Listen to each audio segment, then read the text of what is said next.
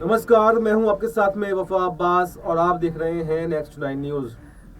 केंद्रीय गृह मंत्री अमित शाह ने रविवार 12 जनवरी को कहा कि एनसीपी शरद पवार के प्रमुख शरद पवार ने 1978 से महाराष्ट्र में विश्वासघात और छल कपट की राजनीति करी है, जिसका अंत विधानसभा चुनाव में बीजेपी की जबरदस्त जीत और स्थिर सरकार बनाने के संकल्प के साथ में हुआ है। अमित शाह ने बीजेपी के राज्य स्तरीय अधिवेशन को संबोधित करते हुए कहा कि महाराष्ट्र की जनता ने पिछले साल के चुनाव में वंशवाद और विश्वासघात की राजनीति को खारिज करके शरद पवार और शिवसेना नेता उद्धव ठाकरे को उनकी जगह दिखा दी है।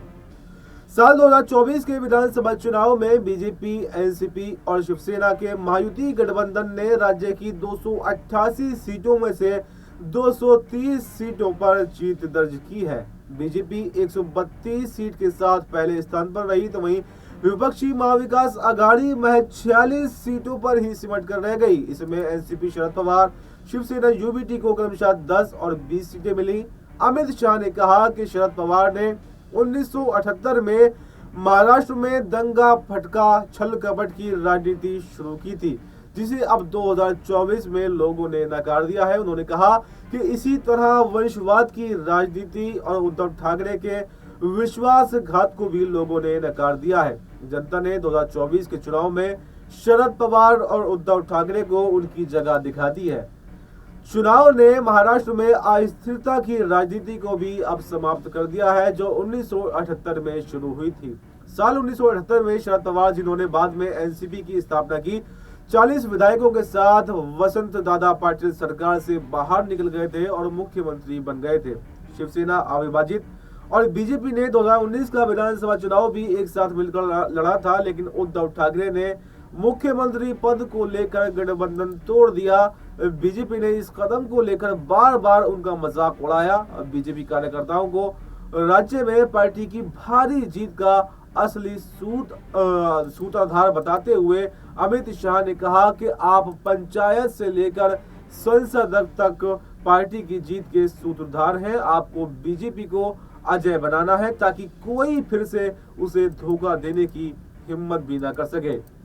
उन्होंने बीजेपी कार्यकर्ताओं से बूथ स्तर पर पार्टी को मजबूत करने पर भी ध्यान केंद्रित करने और बड़ी संख्या में महिलाओं और किसानों को शामिल करने के लिए कहा। अमित शाह ने कहा कि शरद पवार ने मुख्यमंत्री पद संभाला, कई सहकारी संस्थाओं का नेतृत्व किया और केंद्रीय कृषि मंत्री भी रहे, लेकिन वो किसानों की आत्महत्या को नहीं रोक सके। केवल बीजेपी ही वो है जो किसानों की आत्महत्या को रोकने में कामयाब रही है और कामयाब हो सकती है।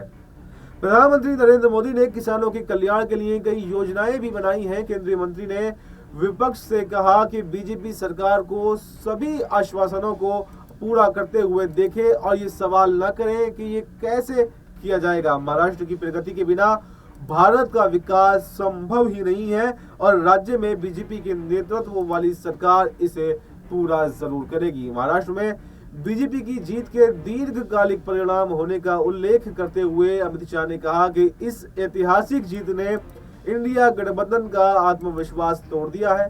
दिल्ली, पश्चिम बंगाल, बिहार और महाराष्ट्र में कांग्रेस और सहयोगी दलों के बीच मतभेदों का हवाला देते हुए अमित शाह ने कहा कि इंडिया गठबंधन का पतन अब शुरू हो गया है। उन्होंने विश्वास जताया कि बीजेपी 5 फरवरी को होने जा रहे दिल्ली विधानसभा चुनाव में आसानी से जीत हासिल कर सकती है। उन्होंने कहा कि शिवसेना यूबीटी महाराष्ट्र के स्थानीय निकाय चुनाव में अकेले चुनाव लड़ रही है। आम आदमी पार्टी और कांग्रेस दिल्ली विधानसभा चुनाव अलग अलग लड़ रही है। यानी पश्चिम बंगाल और बिहार में भी विपक्षी गठबंधन के हालात अब अच्छे नहीं रहे हैं। 8 फरवरी को अपने पटाखे आप लोग तैयार रखें, क्योंकि बीजेपी दिल्ली में एक बार प्रचंड बहुमत से जीतने वाली है। इस पूरी खबर पर आपको क्या कहना है, आप कमेंट बॉक्स में हमें बता सकते हैं। फिलहाल इस खबर में इतना ही। देश और दुनिया की तमाम बड़ी खबरों के लिए आप बने रहिए हमारे साथ और देखते रहिए नेक्स्ट 9 न्यूज।